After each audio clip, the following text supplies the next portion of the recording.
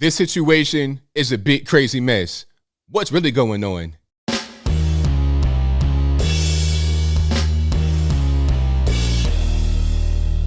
How's everybody doing? My name is Anthony Brian Logan, and today we got to talk about the assassination of the Haitian president, Jovenel Moise. Now, this is going to be really complicated. There's a whole lot of different things here, a lot of different avenues to address, and I'll have all my sources, all my links available in the description box below so you can see it and read it for yourself rather than just taking my word for it. But let's start from the very beginning of this whole situation. Now, back on July 7th of 2021, a group of 28 mercenaries apparently raided the president's compound in Port-au-Prince. Now, the president does have security detail. I don't know where they were. I don't know how the mercenaries were able to get past them, but apparently they did, and they raided the compound. Now, unfortunately, they shot the president, killed him. They shot his wife as well, the first lady. She did not die. As of right now, which is Tuesday, July 13th, 2021, she is doing just fine. Now, I think 12 of the mercenaries have been identified as Colombian nationals or more, but at least 12. 2 of them have been identified as Americans. They were Haitian Americans. Now, the Colombians and the Haitians say that they were hired by someone. The Colombians, or at least some of them, are saying they were hired by a South Florida security firm. The Haitians were probably hired by the same people because they're from South Florida. They're Haitians. They're there to be interpreters. So it would kind of make sense. You know, it's basically linked to South Florida.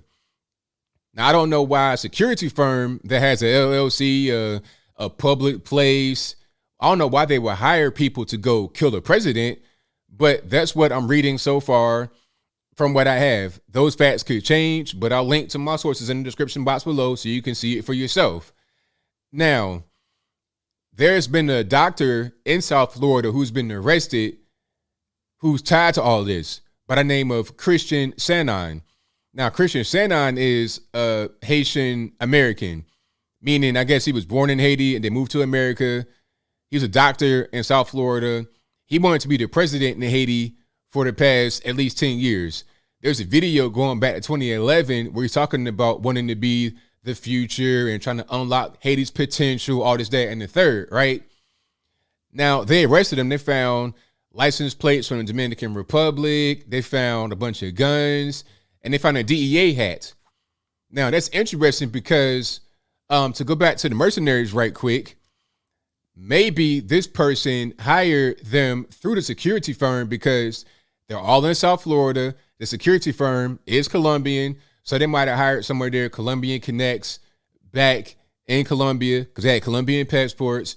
And then they got some Haitians that live right there in South Florida to help navigate throughout the country because they could speak the language. It's French, but it's also like a Haitian Creole. But anyway, it all kind of makes sense because, again, the DEA hats can be linked to some of these guys, or at least one of them, because one of them has been identified as a DEA informant. The person allegedly called their DEA contacts back in America after the whole thing popped off with the assassination. That's what I'm reading so far. That's on CNN, NBC. And again, I'll link to everything in the box below so you can read it for yourself. Now, what's going on with that? I mean, what's the reason for this person to be in the DEA as an informant and then also be involved with an assassination attempt? Okay, several of the guys, aside from that one person with the DEA, have links to the federales here in the U.S. So why is that so? Is it a Washington sanctioned thing? Was it a hit on him from D.C.? I have no idea, no way of knowing, but there's a lot of different moving parts here. You got the guy that wanted to be the president in South Florida. He may have done it. Maybe he reached out to the firm in South Florida to make it happen. And if the federales knew about what was going on, why didn't they stop it? That's if they knew what was happening. I'm not sure if they did or if they didn't. But what I do know is that there's rumors floating around that he may have been killed because of the whole vaccine thing. Now, I have no idea if that's true, no idea if that's false, but I'll just say this. There have been 4 heads of state that have been killed or died within the past, I say, year and some change. The president of Haiti, the most recent one, president of Burundi, Cote d'Ivoire, Ivory Coast, and also Tanzania. All of them. And the president of Haiti was really averse to having any kind of vaccines in the country. As a matter of fact, not one Haitian person on the island has gotten a vaccination. Not one. And again, this is all documented. It's all sources, all linked to it in the box. Now, is it a coincidence that right after the president is assassinated, you have Jen Psaki talking about they're going to send vaccines to Haiti? I also wanted to provide a quick update for you on our work in Haiti. The United States remains engaged and in close consultations with our Haitian and international partners to support the Haitian people in the aftermath of the assassination of the president. In response to the Haitian government's request for security and investigative assistance, we will be sending senior FBI and DHS officials to Port-au-Prince as soon as possible to assess the situation and how we may be able to assist. I also wanted to note that in January 2021, we announced a $75.5 million for a wide range of issues, including democratic governance, health, education, agricultural development, and strengthening of pre-election activities. Strengthening Haiti's law enforcement capacity is a key U.S. priority, was before the assassination a few days ago, continues to be. And the U.S. Department of State's Bureau of International Narcotics and Law Enforcement Affairs provides assistance directly to the Haitian National Police. We are also providing $5 million to strengthen the Haitian National Police capacity to work with communities to resist gangs.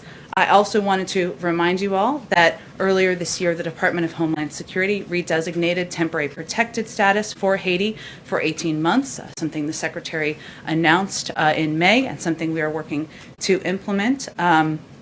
And finally, Haiti is one of the countries that will be receiving vaccines from the United States. We will be prepared to deliver those, hopefully as early as next week. Part of that is assessing what can happen with the airport and how we will be able to deliver these. I mean, why would they do that? Was it already in the works before the president was killed, or is it a new thing? Have they spoke to the acting president to see what he says? What's going on with that? I have no idea. All that I do know is that the president is gone. You got a bunch of guys that have ties to the federales here in the U.S. One guy was straight up DEA informant. And also when they went to, when they raided the compound, they said they were DEA. You know, when they went to the door, they're like, DEA. That's what they shouted, allegedly. So what's really going on? I have no idea. All that I do know is that the president of Haiti has been assassinated, and there's going to be a lot more that comes of this. You got the doctor in South Florida who wanted to be the president. They arrested him. You got all the mercenaries. You got Americans that are involved. You have Americans that have been arrested that are locked up right now for doing this, okay, because they said they were interpreters and they were there, whatever. Okay, that's fine. Where did the Colombians come in? How do you have a South Florida security firm that's out in the open with an LLC and everything? How are they involved with it? And just, you know, how was that able to go on and nobody knows about it? How do you have a plot to kill a sitting president and the federales have no idea? The federales out here seizing Lego sets from the Capitol rioters' house, yet there's a plot to kill the president of a country right off your shores with guys that you work with in the federale department and you don't know what's going on? I'm having a hard time believing it, but like I said, we're going to find out more facts as they unfold. And I think I'll leave that right there for now. And what say you? How do you feel about this whole situation? Do you feel like there was a plot that's much bigger than what we may see? Because there's all kind of guys coming out. There's also a gang leader in Haiti talking about he wants to be the next president. The doctor in Florida, he wanted to be the president. Is it a power struggle? Is it corruption in the country? Is it something bigger? Is it something that's coming from the U.S.? Did Washington give it their blessing? What's going on with this whole situation? You guys pretty much know where I'm at. I think that there's a lot. There's a lot here we're going to see. And as time progresses, I'll give updates and whatnot. But that's all I got for now. Whatever your thoughts are, please let me know in the comments below. And that's all I got to say for this video. If you like what you heard, please comment, rate, share, and subscribe. Peace.